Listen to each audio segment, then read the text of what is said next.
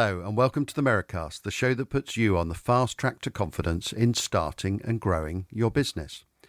Now, my guest this week is Rob Edmonds. Rob is the founder of NRG. It's a creative agency that works with businesses to bring their stories to life through things like content, events and campaigns. His career, though, began in a very different place. He started out in broadcast television, working on primetime shows for the likes of the BBC, Channel 4 and Sky. And this, of course, is an environment where storytelling, pace and engagement with the audience are absolutely everything. That sort of grounding has carried Rob through into NRG, where his team and himself focus on helping clients communicate with clarity and energy, and not just creating this content, but in building real connections with their audiences. So, as always, I asked Rob to take me back to where it all started, to those early ambitions and influences long before agencies, clients or campaigns were part of his picture, and to those moments that first set him on the path that he's still following today. When I was growing up, there wasn't really any entrepreneurs or small business owners that I was kind of influenced by. However, my father was a hard worker. I watched my parents work very hard. They always taught us that hard work does pay off, and I guess that's been instilled for me from the very, very beginning of my childhood and when I was growing up. So while there wasn't any entrepreneurs, I think that did influence me in the way that I conduct myself in I guess the two careers I've had in the industry that we're in. Okay, so tell me about the first of these two careers as they came your way. Yeah, so I actually started out working for a video production company that made corporate films called DVA, Documentary Video Associates. I mean, they're long gone now, but it was a really great grounding for me. I did, everything. I did all the jobs, pretty much everything. But my real passion was video editing. I wanted to be a video editor. So I would spend my evenings basically teaching myself how to use, back then, a video controller. It wasn't all NLEs and non-linear editing systems back then. But then what happened was the company that I worked for, they got a non-linear editing system in called Avid, and I just fell in love with it. It was a completely new way of working. I spent my evenings literally going through the instruction book of how to use this machine. And that really stood me in good stead because my passion was TV. I always wanted to get into television. My mum tells this great story that apparently when I was 8 years old, I don't know how true this is, but when I was 8 years old, apparently I was watching telly and I turned around and said to my mum, I'm going to work in TV and make TV films one day. I don't know how true that is. I'd like to think it's pretty true because that's what I've been doing my entire career. So when I left DVA, I then went and worked for Meridian Broadcasting, which sadly no longer exists, and had, I think, probably two of the best informative years of my career because not only did I get to work on Avid full time, I worked with some incredible people there who were, been in the industry a very, very long time, who taught me so much stuff. They taught me the craft of what we do, the craft of filmmaking. And I also got to meet some directors from London. So Meridian was based in Southampton. We did a big show for Channel 5 when Channel 5 was launched. And that got me working with the wider world of TV. And then I left Meridian and I went freelance, basically. And my boss at Meridian, who was an incredible guy, absolutely amazing guy, he actually got me my first freelance job. And that kind of goes to show you the attitude that he had towards young editors, young filmmakers. I was incredibly passionate about it. I still am. I absolutely love what I do. So what made you want to go freelance at that stage? Because a lot of people, it's very often those little slots and jobs within, the industry you're in are very hard won and it's very competitive. And sometimes going freelance is a bit of a shot in the dark. I mean, what made you want to do that? I think I realized that there was a wider world out there. A lot of the stuff that I was making, and it was brilliant. I was making a lot of half-hour films, and I mean, it's different now, but back then, it was a big step to go from, as a junior editor, you'd be making these like 5-minute films. Then what would happen was, if you were lucky, you would get a half hour, and it's a massive jump up to go from 5 minutes to half an hour. So I started making a lot of these kind of half-hour local, it doesn't really happen anymore, but kind of local films, essentially. And then I had an opportunity I got on this job when I was at Meridian working with a freelance director, and on a job called, I can't remember. They were basically VT inserts for a bigger studio show for Channel 5. It was a youth program about politics. Essentially, that's what it was. When I was working with him, David Stevenson, his name is, still a very, very good friend to this day. I worked with him for about 3 months, and he said to me, "You need to go freelance, Rob.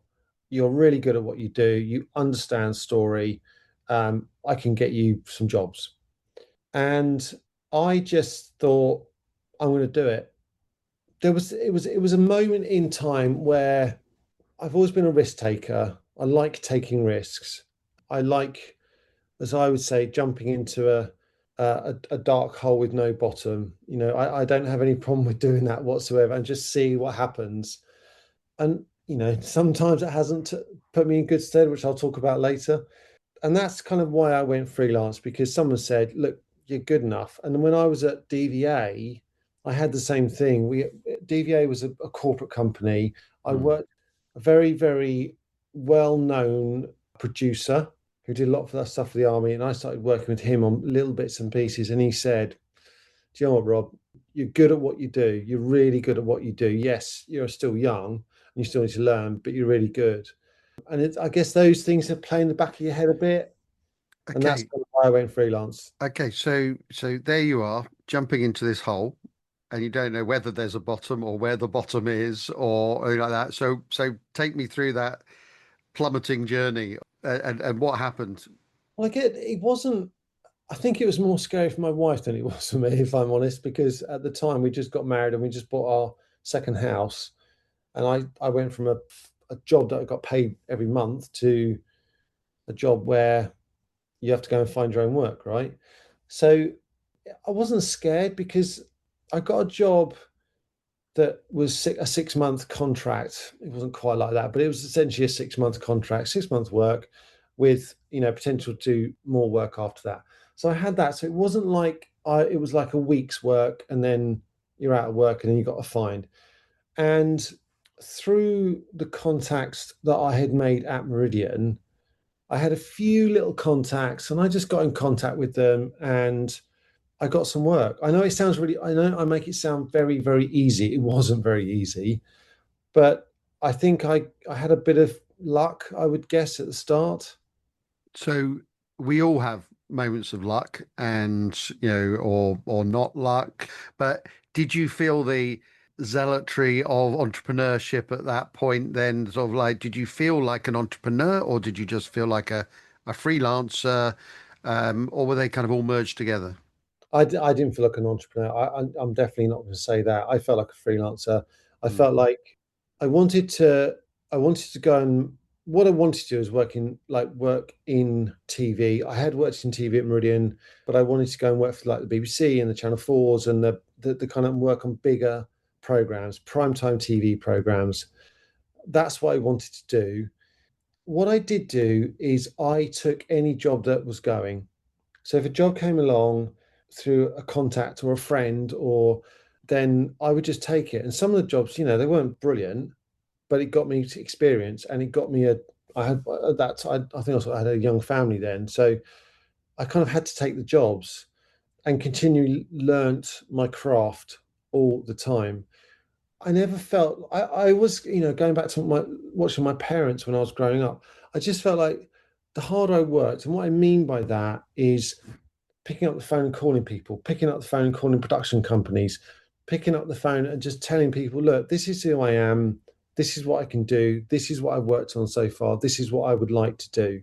And I did that throughout my TV career. Mm. When a job was ending, I was already calling around to see if I could get on other jobs, get on other productions, basically. And that's what I did. So I never felt scared Mm. at all. I must say, I had one moment in my career where a job ended and I just didn't have another job lined up and I was 3 months out of work. And that was the moment that really taught me to really think about how I'm going to have a career doing this as a freelancer, right? It was that moment. I can tell you exactly what I did. I rang my father was a salesman. I mean, he went on to do other things, but he was a salesman.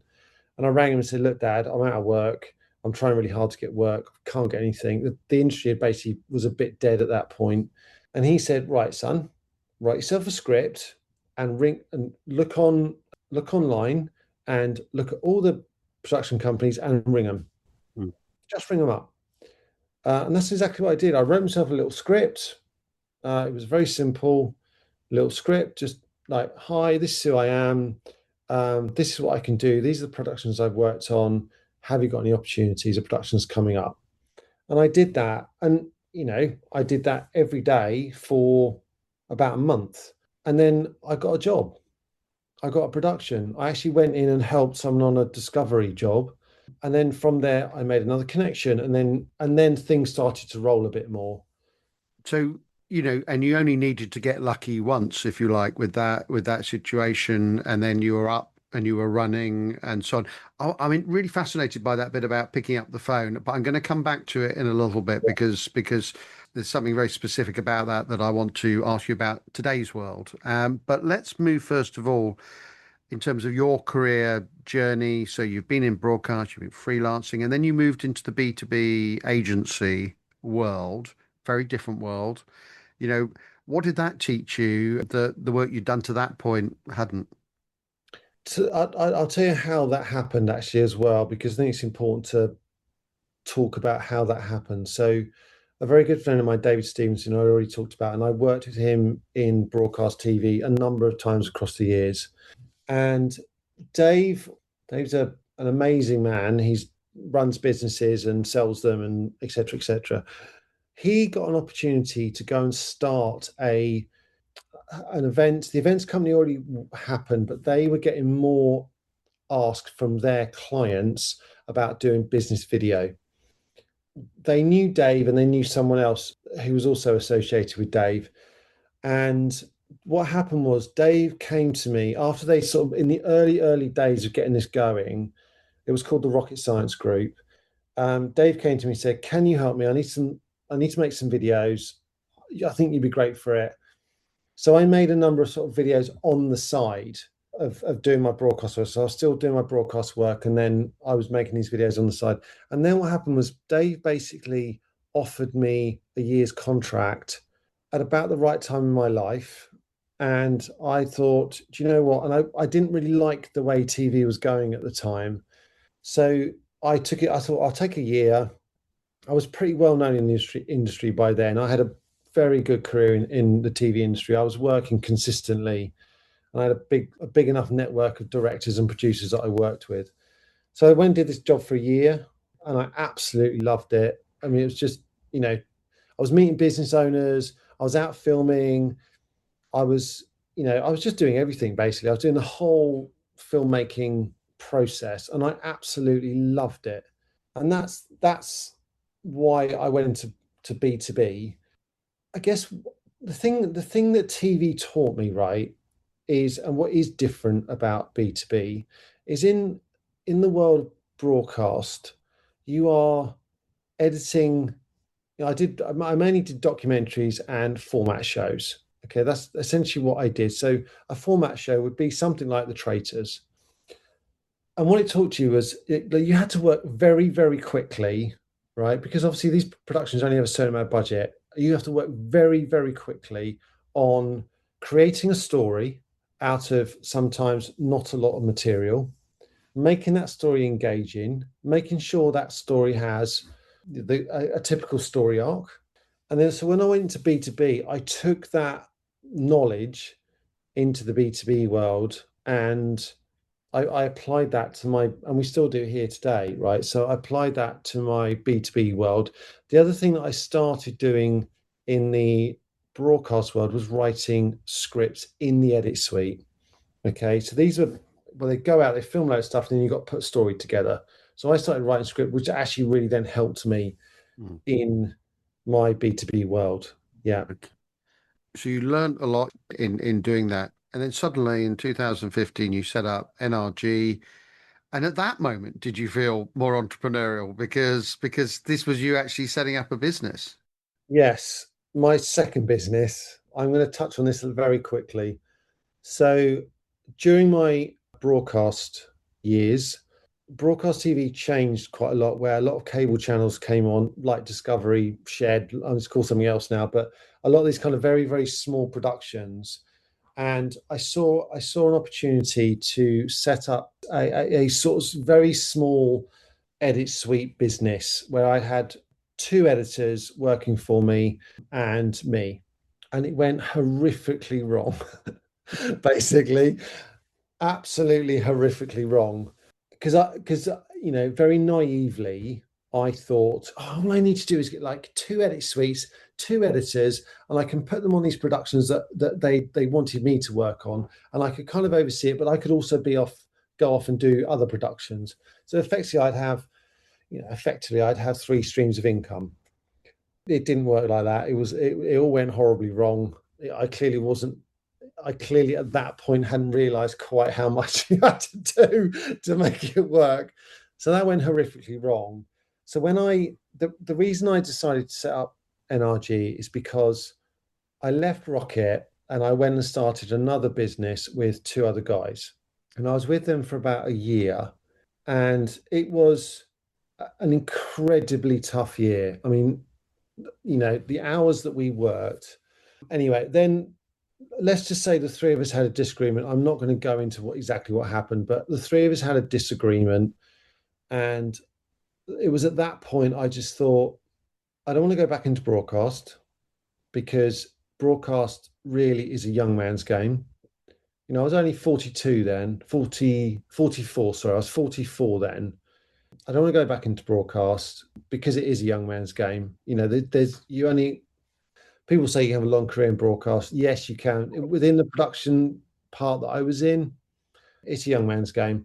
So I didn't want to do that. I did want to set up a business. I've always been interested in business, working, doing sort of setting this other agency up with these two guys who are still now very good friends. I thought I could do this. I could absolutely do this. The other thing, going back to my rocket science days, so the client that I worked with was HSBC, and I worked on the corporate channel and the corporate and structured banking channel. So I got to meet a lot of business owners and talk to them and ask them questions. Now, obviously, we made the film, but I was so interested, I'd ask them lots of other questions, right? And what I realized was that, these are normal people with normal lives, whatever that looks like, trying to run businesses. And I think that had a massive influence on me because I would ask them, well, what about this? What about that? What about this? What about that? So I took some of that knowledge into setting NRG up. So I'm interested in that. Sort of like, so you suddenly realized that they were just like you and me.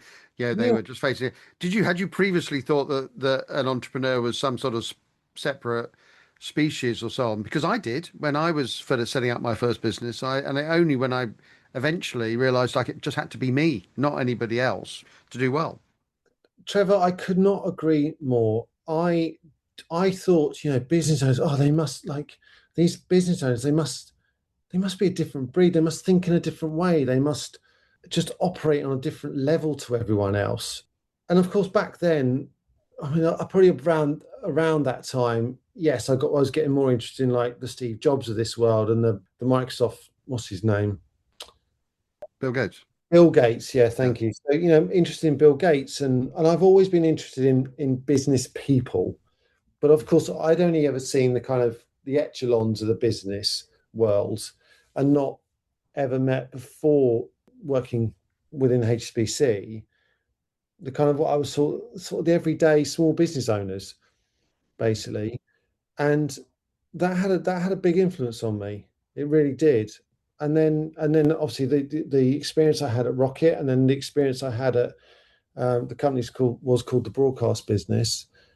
I just thought, I'm sure I could do this. I'm sure I could do this. And the one thing that I always wanted to make sure, and still to this day, is to make sure that it's about the client. It's not about us as creatives. It's about what can we do as creatives to enhance their business, or enhance a product that they're selling, or enhance, you know, recruitment that they're trying to do. How do we make their company look as attractive as possible so they can recruit more people, or it's a process they need to, anything like that. It has to be about the client.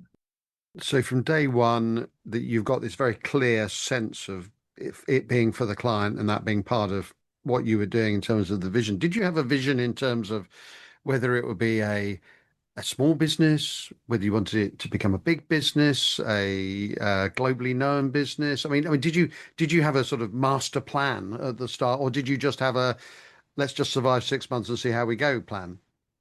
It was never let's survive 6 months. No, I was all in. I was absolutely all in. My vision when we first started, now bear in mind, I started NRG on my kitchen table. I was not like some other agencies that start up that take a client from another agency. So I walked out of earning a decent amount of money to earning absolutely nothing. I got on the phone, I rang all my friends to see if, they were working in big firms, see if they could get me through the door, blah, blah, blah. I did all that, all the kind of normal things, I guess. As far as a vision's concerned, I wanted to my goal was get to 1 million. That was my goal. Get to 1 million. How can I do that? The other goal was, and looking back, I think it was naive, but I think you are when you first start your own business. I wanted to create a place where people genuinely loved to come and work, a place where creativity could flow, a place where people just loved the craft of what we do, and people genuinely at their core wanted to ensure that we did the very, very best for our clients. Because clients are hard fought, right? They are hard fought and easily lost. It takes a long time to get trust. And I've always been very, very careful with the team that I've got to say to them, yes, you can get friendly with your clients, but your clients are never your friends. So just be very, very careful about that, and always keep things business, but also business friendly. But it remains as that. So, yeah, did I feel like an entrepreneur? No. Did it feel exciting? Oh, 100%. Hmm. When I employed my first person, it felt amazing.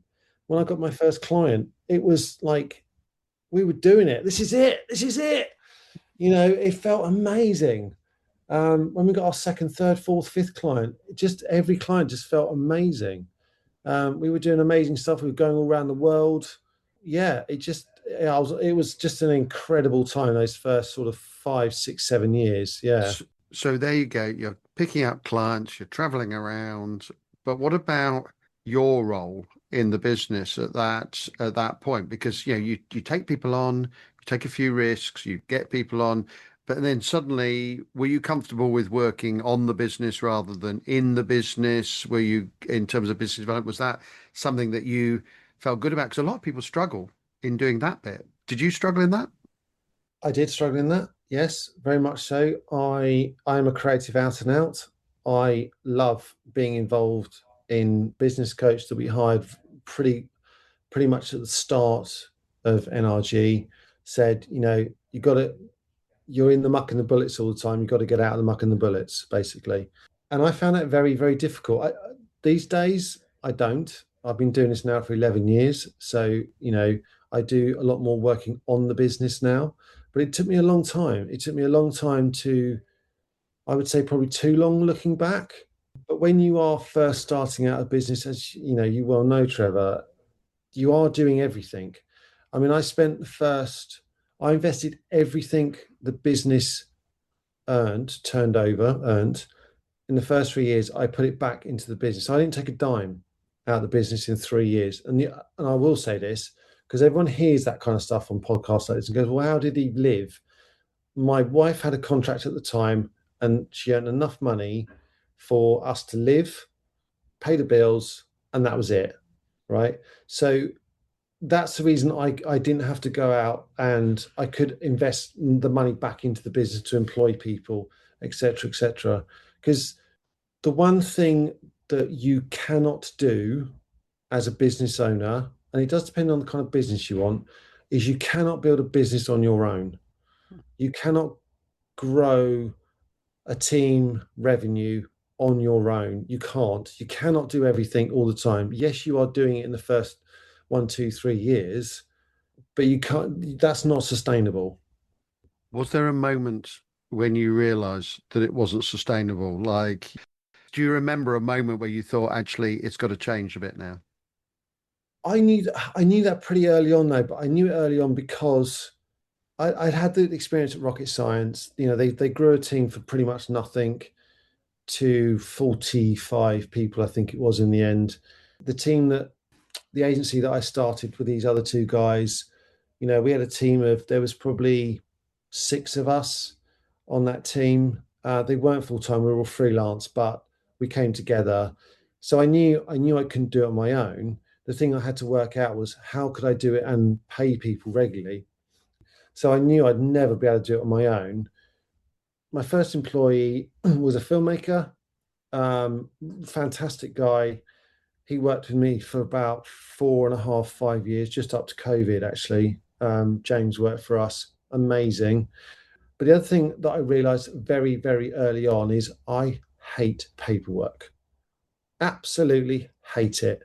I would do anything to avoid doing paperwork.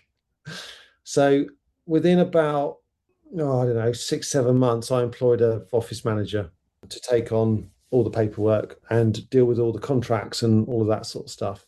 Hmm. Because I just knew I wasn't very good at it. And I think that's one thing. I think if you start a business, you've got to understand what you're not very good at, Hmm. okay, or what you hate doing or you want to avoid doing, Hmm. okay. You have to know that pretty quickly, otherwise you will be exhausted and trying to do everything, and you simply can't do that. Was there a moment? No.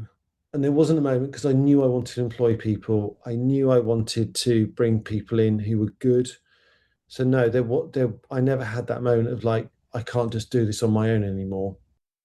Okay, so and for the benefit of listeners, I just want to point out that, as you were mentioning the words paperwork, you were virtually spitting the words out Yeah, as you passionately, Trevor, yeah. passionately. Yeah, I'm sure that will come across to the listeners. Let's talk about something else that you're passionate about. I mean, so NRG is focusing very heavily on the whole storytelling side of things to help brands connect with audiences. We all talk about storytelling now. Why is it so powerful a business tool? And also, I'm interested in second part of the question is, are we overusing the term storytelling at the moment? Because I hear so many people talking about it now. So number one is, why is it powerful, and is it overused as a term? So that's a great question. I don't think it's overused as a question. And I think the reason we hear about storytellers more and more is because of the rise of AI, right? I do think that is in part some of it. Stories have been told for millennia, and as humans, we like stories, and that's why stories exist today and will continue for more millennia. It simply will. In the context of business, I think there's work to be done in the way that people create stories for their businesses. Making a talking head video about a HR company is that's not a story. Okay, that is simply a message. The way you turn that into a story is to go deeper into the business and the psyche of the business, not just what it's trying to do, but who the business owner is, who are the people around him. That's when you start to get a story, and that's when people become more interested. It's those kind of things that have more impact than simply a message. And that's perhaps why people say, we've done a story about this. We haven't really done a story about that. What you've done essentially is taken a white paper, which isn't a story, and put that out as a story. Okay. That's why the word story is overused. Okay. So your stories, though, are not only being creative, but from what you've said to me so far, another part of your passion is that they actually are stories that are creative and make a difference in terms of the impact that they have for the business. Absolutely. Absolutely. And how we do that is that we will put a lot of emphasis in the planning of a production. And the reason that we do that is that we want to have as much information as possible so that we can work out, because the most important thing for us, and I think it's for any business, frankly, is whether it's a white paper or it's a film or an animation or a piece of content, some stats, whatever you want to come out. Every company wants a bit of impact about that, out of that. And that impact comes from planning at the start, getting the information, asking the right questions. Once you've got that, you can then work out what that story looks like and how you're going to tell the story as well. So we've just done a project for a satellite company. They came to us and said, we want to do X and we want this kind of impact. And we said, from our experience, X will not give you what you want. What you actually want is this. And we convinced them to go with this. And it's given them, we just got off a call with them actually about an hour before this recording. And they've had a huge amount of feedback and impact from, it was a film, from the film we created. And that all came from the planning and the understanding and us also having an external viewpoint of that company. And I think that's actually a really important point is that you do need, every company needs this. Every company needs someone to have an external viewpoint on who they are.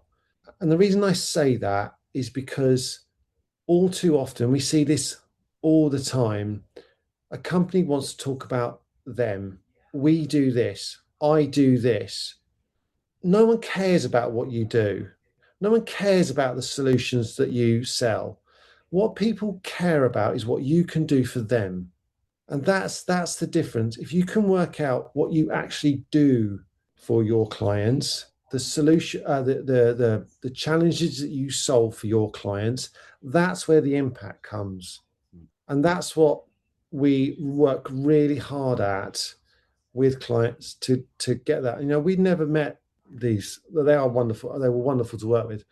We'd never met them before. They came out of the blue. We won a pitch. There's three agencies pitching. We won the pitch, and we had this call with them, and I just literally said, "No one cares.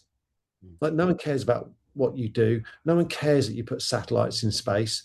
What people care about is what are the solutions you are solving for, in this case, the planet." Do you get pushback from that message? I completely agree with you, but do some people say, well, no, they do care what we do? I mean, No, they don't. no. Yeah, sometimes I get pushback, and I'll say, "Okay, so do they care because you solved a problem, a challenge, or came up with a brilliant idea of how they could develop that product into something different?" And you always get the long stare, and then they go, "Yeah, I guess so. Yeah." Again, so they didn't care about what you were selling. They were actually what they cared about was the solution that you offered them. And look, Steve Jobs said it right. I mean, there's nothing new. One thing you said earlier in the interview, I said I was going to come back to this about in the moment of where you said you didn't have a job for 3 months and you're talking to your dad scripted you and you got on the phone and you phoned up, bashed the phones basically until you got a break. I want to look at that in the context of today, people setting up as entrepreneurs. And this is not meant to be a generational point, but whenever any of us are phoning up an organization, the way organizations are set up, if I think about my local doctor's surgery or things like that, they are all geared towards pushing you to a website or not speaking to someone, basically. And when I look at into the eyes of, yes, younger people, and you're saying, well, why don't we just pick up the phone and ask people? And I see a look of wild-eyed panic in their eyes sometimes. And I'm just wondering, is the bash the phones sort of solution that you found? It tests the resilience of a lot of young people who are looking for that first break. I feel very sorry for young people who are looking for like their first job and so on. Is there a modern equivalent of what people doing should do? Is still nothing beats bashing the phones, or what do people do these days to when they're setting up? It's interesting you asked me that question because my daughter's going through the same thing at the moment. So she's just graduated from university. She's working in a coffee shop and she's looking for a job, marketing role, actually. And she's been doing this now for 2 years and hasn't got anywhere. And to your point, Trevor, she's filling out CVs. AI is looking at them. No humans looking at these CVs. So we still bash the phones here. Yes, we have some technology in place that allows us to get people's phone numbers and call them.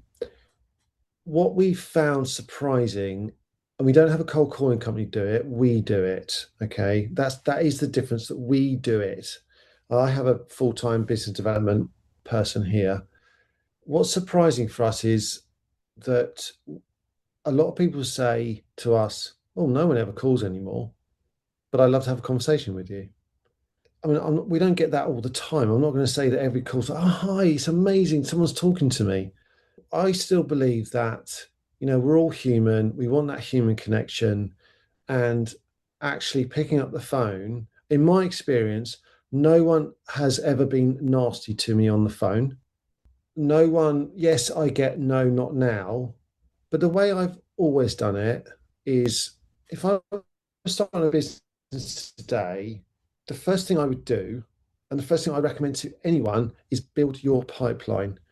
By the way, it doesn't really matter what business you're in. I don't think whatever service business you're in. I'll just say that, yeah, whatever service business you're in, like HR, video production, you're selling a service. The first thing I would do is I would build your pipeline.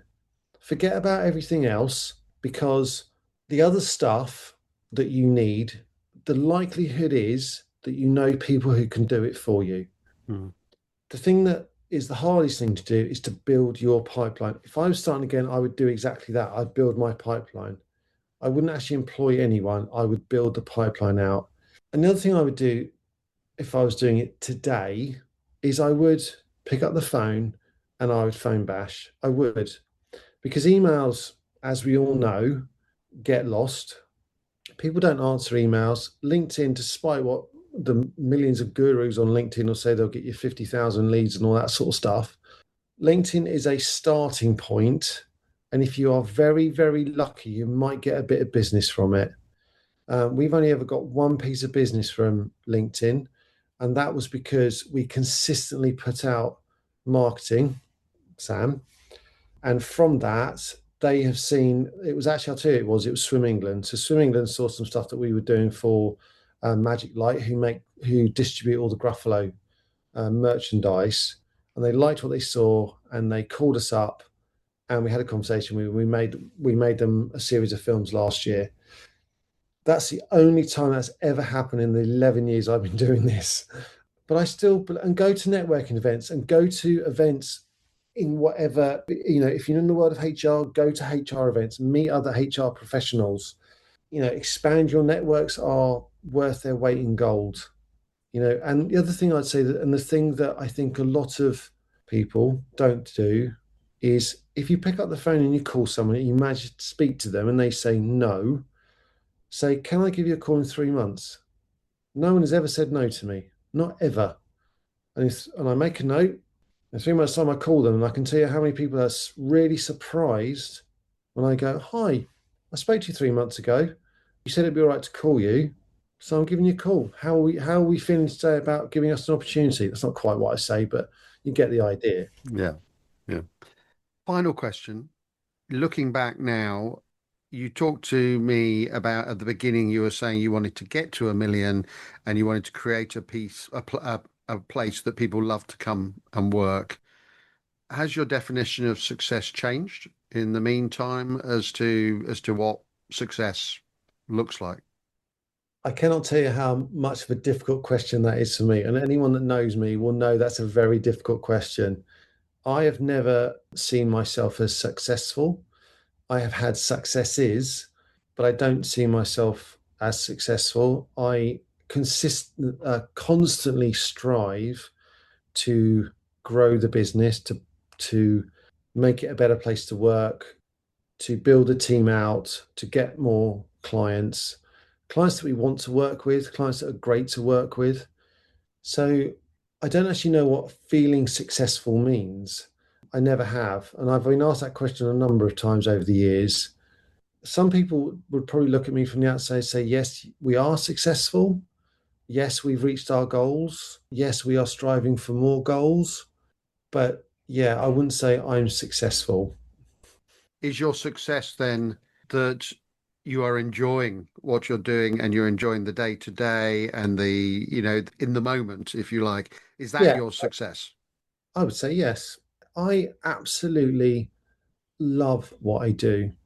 I absolutely love running the business. Not every day. I'm not going to make this sound like every day is amazing, but I love running the business. I love growing the business. I love the challenges in the business.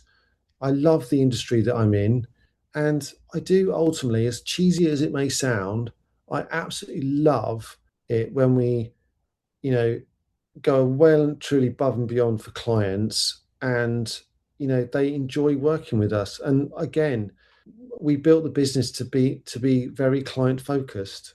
The team here are very client focused. People that I take on, I ensure that they understand that the stuff that we do is for the client. It's not for us. We are not making films for us. We are making it for the client. And that's where we left the conversation. And that relentless focus on the client shines through, doesn't it? There's a real energy to this conversation with Rob Edmonds. It feels very consistent with how he approaches his work. Now, what stayed with me was his focus on that word authenticity. It's a much used buzzword in many cases, but the way Rob uses it is quite different, not as a buzzword, but as something a bit more practical, how you show up, how you work with clients, and how you bring their stories to life in a way that actually resonates. And I was also struck by the journey that Rob has been on, from the pace and pressure of broadcast TV into something that he built of his own, and the shift that comes with that in mentality, from delivering for others to shaping a business around your own values. And it's that final part of our conversation that really captured it, because for all the creativity and storytelling, there's a clear sense of intent behind how Rob thinks about building NRG.